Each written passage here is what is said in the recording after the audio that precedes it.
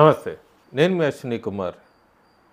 అబద్ధాన్ని నిజం చేయటానికి, ప్రజల్ని నమ్మించటానికి మీడియాలు, ముఖ్యంగా జాతీయ మీడియా, సోషల్ మీడియాలో ఓ పెద్ద యుద్ధమే నడుస్తోంది. ఆమ్ ఆద్మీ పార్టీ, కాంగ్రెస్ ఈ రెండు విడిపోయి అందుకే బీజేపీ గెలిచింది ఢిల్లీ ఎన్నికల్లో. ఒకవేళ ఆమ్ ఆద్మీ పార్టీ కాంగ్రెస్తో పొత్తులో వెళ్ళుంటే బీజేపీకి 10 స్థానాలు కూడా దక్కేవి కావు అంటూ ఒక రకమైన ప్రచారం ఢిల్లీ అసెంబ్లీ ఎన్నికల ఫలితాల తర్వాత మొత్తం కాంగ్రెస్ కూటమి నాయకులు, అట్లాగే తెలంగాణ ముఖ్యమంత్రి రేవంత్ రెడ్డి అయితే హర్యానాలో మమ్మల్ని ఆపోడిచ్చింది, అందుకే మేము ఢిల్లీలో వాళ్ళని ఓడించగలిగాము అంటూ ఒక ప్రెస్ మీట్లు పెట్టడం, ఇవంతా నిజంగానే ఆమ్ ఆద్మీ పార్టీ, కాంగ్రెస్ ఈ రెండు కలిసి పోటీ చేస్తుంటే బీజేపీ ఓడిపోయేదా? నేను మొదటి నుంచి కాంగ్రెస్ పార్టీ ఎందుకు విడిగా పోటీ చేస్తుంది, ప్రభుత్వ వ్యతిరేక ఓట్లు చీల్చి ఆప్కి బెనిఫిట్ చేయటానికి అని చాలా వీడియోస్ చేశాను. ఫలితాలు చూశాక ఒక్కసారి ఆ ఓట్ షేర్ అక్కడ ఇన్ఫర్మేషన్ అంతా అందటానికి నాకు టైం పట్టింది కాబట్టి ఈ వీడియో కొద్దిగా లేట్గా చేస్తున్నాను. క్లియర్గా ఓ పెద్ద డ్రామా, చాలా చక్కని డ్రామా స్క్రీన్ ప్లే. కాంగ్రెస్ కూటమి, సమాజ్వాదీ పార్టీ, టీఎంసీ ఆమ్ ఆద్మీ పార్టీకి మద్దతు తెలపటం, కాంగ్రెస్ పార్టీ పోటీలో ఉన్నట్టు కాదు, లేనట్టు కాదు అన్నట్టుగా ఓ ప్రచారానికి ఒక సభ, ఓ చిన్న ర్యాలీ. అరవింద్ కేజ్రీవాల్ని విమర్శించాలి కాబట్టి ఆయన కరప్ట్ అని, ఇన్ని సంవత్సరాల్లో లేనిది ఢిల్లీ అసెంబ్లీ ఎన్నికల ప్రచారంలోనే ఆయన పెద్ద అవినీతి పరుడని, యాంటీ నేషనల్ అని కూడా అన్నారు కాంగ్రెస్ నాయకులు కేజ్రీవాల్ని. 2025 జనవరి దాకా గుర్తుకు రాలేదు కేజ్రీవాల్ యాంటీ నేషనల్ అని. పూర్తిగా డ్రామా ఢిల్లీలో చాలా చక్కగా రక్తిగట్టించారు కాంగ్రెస్ నాయకులంతా. ఎన్నికల ఫలితాలు వచ్చినాయి. ఫలితాలు వచ్చాక వాళ్ళు అనుకున్నది ఏది వర్కౌట్ కాలేదు కాబట్టి ఫలితాలు కూడా వాళ్ళు అనుకున్న ప్లాన్కి వ్యతిరేకంగా వచ్చినాయి. వెంటనే కేజ్రీవాల్ని విమర్శించడం, లేదా ఉత్తరప్రదేశ్లో ఒక రాజకీయ పార్టీ నుంచి, మహారాష్ట్రలో ఇంకో రాజకీయ పార్టీ నుంచి, అట్లాగే జమ్మూ కాశ్మీర్లో ఉమర్ అబ్దుల్లా విడిపోయావు, అందుకే ఇదంతా ఇప్పుడు కలవాలందరం. కాంగ్రెస్ కూటమి విడిపోయింది, బీజేపీ లాభపడింది, ఇప్పుడు అందరం కలవాలి, కలిసి ముందుకెళ్ళాలి, విడిపోతే ఇట్లాగే ఉంటుంది అంటూ కూడా మళ్ళీ ఇంకొక డ్రామాకి రెడీ చేస్తున్నారు. అదేం లేదు, కాంగ్రెస్ కూటమికి కిందకి అందరూ వస్తారు, కాంగ్రెస్ కూటమి కిందకి అందరూ వచ్చి రాహుల్ గాంధీని ప్రమోట్ చేస్తారు. మళ్ళీ రాహుల్ గాంధీ కాంగ్రెస్ కూటమి నాయకుడు, రాహుల్ గాంధీ సారథ్యంలోనే కాంగ్రెస్ కూటమి ఉంటుంది. ఇదంతా కూడా ఒక సినిమాటిక్ స్క్రీన్ ప్లే. ఎందుకు ఇదంతా చెప్పాల్సి వచ్చిందంటే, నిజంగానే మనం ఒకసారి ఫలితాలు చూసుకుంటే ఆమ్ ఆద్మీ పార్టీ మీద పూర్తి వ్యతిరేకత ఉందని ప్రతి మానవుడికి తెలుసు. ఢిల్లీ ఓటర్లకే కాదు, భారతదేశంలో ఉన్న అందరికీ తెలుసు. ఆమ్ ఆద్మీ పార్టీ వ్యతిరేకత వలన ఓట్ స్వింగ్స్ ఎటు వెళ్తాయి, ఎటు చీల్చుకోవాలి, ఎట్లా. ఆమ్ ఆద్మీ పార్టీ దాదాపు 10% ఓట్ షేర్ నష్టపోయింది 2025 అసెంబ్లీ ఎన్నికల్లో 2020తో పోలిస్తే. ఆ 10% ఓట్ షేర్ ఎటు వెళ్ళింది, ఏం జరిగింది? 2025లో బీజేపీకి ఆ 10% ఓట్ షేర్లో 7.38% ఓట్ షేరు బీజేపీ వైపు పడింది.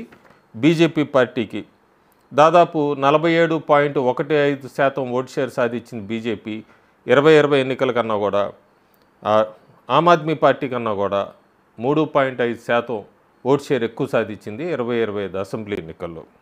ఇది చాలా పెద్ద లీడ్ అని చెప్పచ్చు. బైపోలార్ ఫైట్ కాబట్టి Aam Aadmi party versus BJP 3.5% vote share ఎక్కువ అంటే పెద్ద మంచి మార్జిన్ ఓట్ షేర్ అని చెప్పచ్చు. సో 7.38% బీజేపీకి పడితే ఇంకా మిగిలిన 2.6% ఎటు వెళ్ళింది? కాంగ్రెస్ పార్టీకి 2.04% ఓట్ షేర్ కాంగ్రెస్ గుంజుకుంది. ఎంఐఎం కొద్దిగా మినిమల్గా గుంజుకుంది, 0.11% ఓట్ షేరు. సో 10%లో 7.3 బీజేపీకి వచ్చింది, 2.68 కాంగ్రెస్ అండ్ ఎంఐఎం స్ప్లిట్ చేసుకున్నాయి. దీన్ని బట్టి మనకు అర్థమవుతుంది ఏంటి, పూర్తిగా ఆ anti incumbency 10% vote share Congress విడిగా పోటీ చేయకపోతే పూర్తిగా, లేదా ఎక్కువ శాతం, ఇంకొద్దిగా ఎక్కువ శాతం బీజేపీకి పోలేవి. ముఖ్యంగా అదంతా గుంజుకుంది కాంగ్రెస్ పార్టీ కూడా. హిందూ ఓట్లు ప్రాబల్యం ఎక్కువ ఉన్న చోట్ల హిందూ ఓట్లను స్ప్లిట్ చేసుకుంది. కాంగ్రెస్ పార్టీ పోటీలో పెట్టింది కూడా హిందూ ఉన్న చోట కరెక్ట్గా అదే క్యాస్ట్కి స్ప్లిట్ చేయగల హిందూ ఓట్ బ్యాంకును క్యాండిడేట్నే పెట్టింది. దాదాపు 8 స్థానాల్లో కాంగ్రెస్ ఓటు బీజేపీ ఎంత ఓడిపోయిందో దానికన్నా కూడా కాంగ్రెస్ ఓటు ఎక్కువ వచ్చింది మార్జిన్ కన్నా. 8 స్థానాల్లో బీజేపీ గెలుచుకోవాలి, అసలు కాంగ్రెస్ దాన్ని స్ప్లిట్ చేసింది. అందులో 7 Hindu seats, 1 Muslim seat, Muslim dominated seat or Muslim seat. ఆ ఒక్కటి ఓక్లా అనుకోండి, అది పక్కన పెడితే 7 స్థానాల్లో కాంగ్రెస్ బీజేపీ విజయానికి ఎట్లా గండి కొట్టింది, డెంట్ కొట్టింది. ఏం సీట్లు?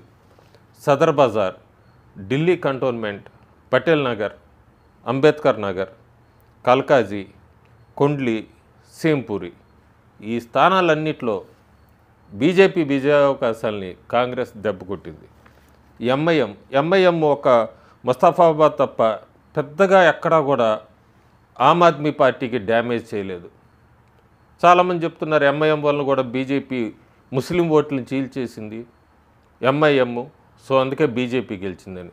ఎంఐఎం పోటీలో ఉన్నందుకు ముస్తఫాబాద్ తప్ప ఎక్కడా కూడా ఆప్కి ముస్లిం కమ్యూనిటీ ఓటు బ్యాంక్ని ఎక్కడ గండి కొట్టింది లేదు. ఎంఐఎం ఢిల్లీ అసెంబ్లీ ఎన్నికలు 2025లో దాదాపు 97% మంది ముస్లిం ఓట్లంతా కూడా ఆమ్ ఆద్మీ పార్టీకే పడినాయి.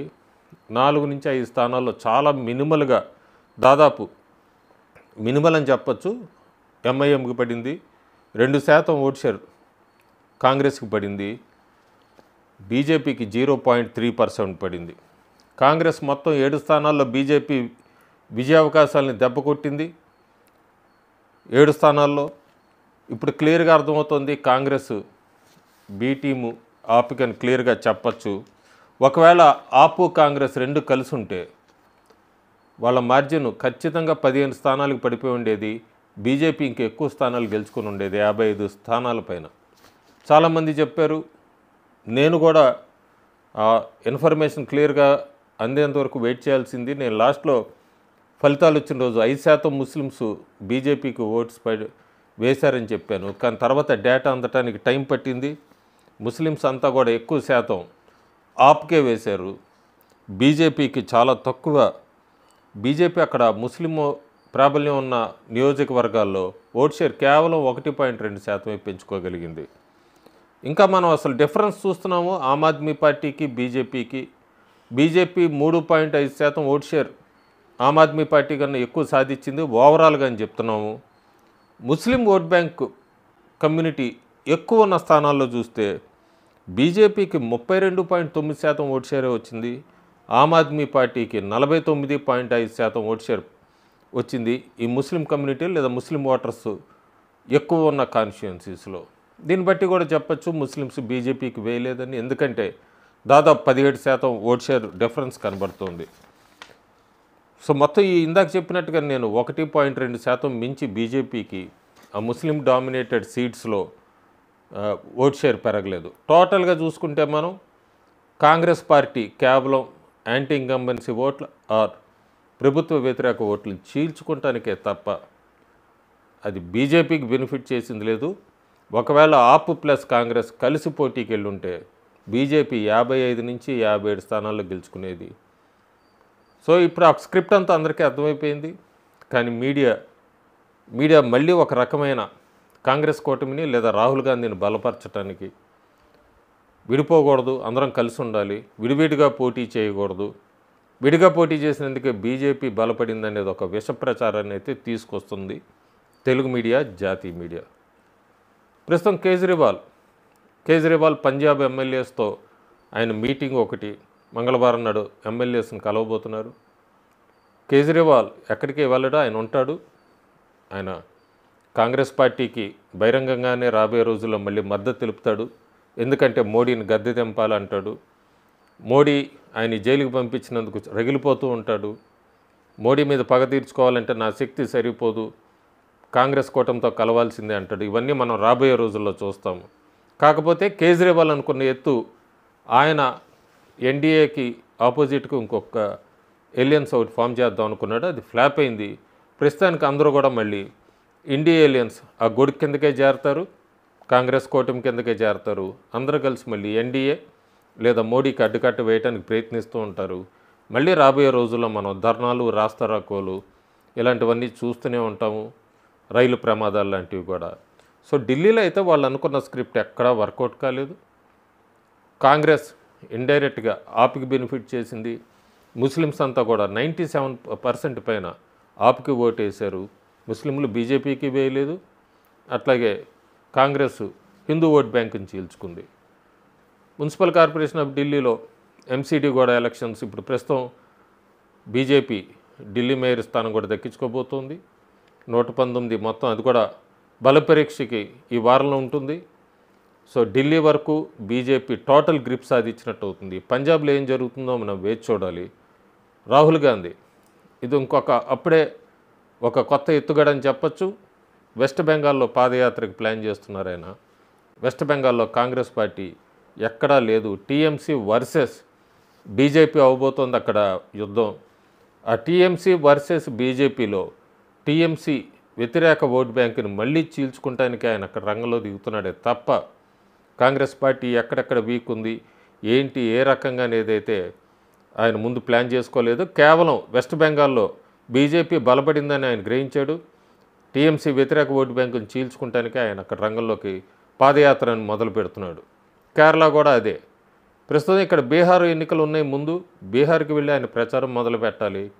కానీ ఆయన తిన్నగా వెస్ట్ బెంగాల్లో పాదయాత్ర మొదలు పెడుతున్నాడంటేనే ఈ కాంగ్రెస్ కూటమి ఎన్డీఏని ఎలా దెబ్బ కొట్టాలి, మోడీని ఎలా దెబ్బ కొట్టాలి, వీళ్ళందరూ ఎలా స్క్రిప్ట్లు తయారు చేసుకుంటున్నారు అనేదైతే ప్రేక్షకులకి ఈ పాటికి అర్థమై ఉండాలి.